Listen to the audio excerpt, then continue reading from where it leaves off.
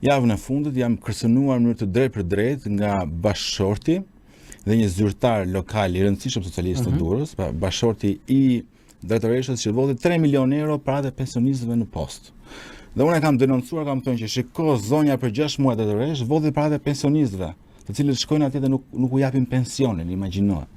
Dhe ai më ka çuar mesazh që po vazhdoj të folje për këtë, të bëj këtë, të bëj atë, apo përmes mediave anonime që financohen drejt për drejt nga pushteti, nga paraja e pisët e korrupsionit dhe e krimit organizuar, që më shantazhojnë. Dhe pse ndodh kjo? Për një arsye shumë të vetme, që unë të mbyll gojen. Që agron shehë të mbyll gojen, na shantazhojnë. Nuk ishim mësuar tha me njerëz që janë vërtet të lirë, që mund të thonë mendimin e tyre.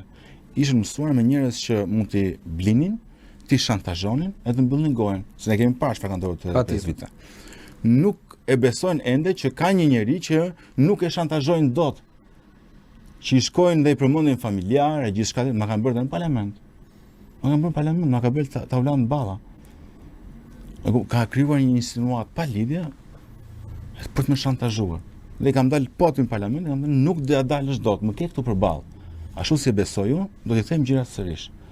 Dhe kjo është kostoja, sigurisht që mund ta marrësh me mend, por e kam bërë të llogaritë me veten, e dija që do vinte kjo gjë, pra kjo lloj përplasje. Por jam i qetë me veten time.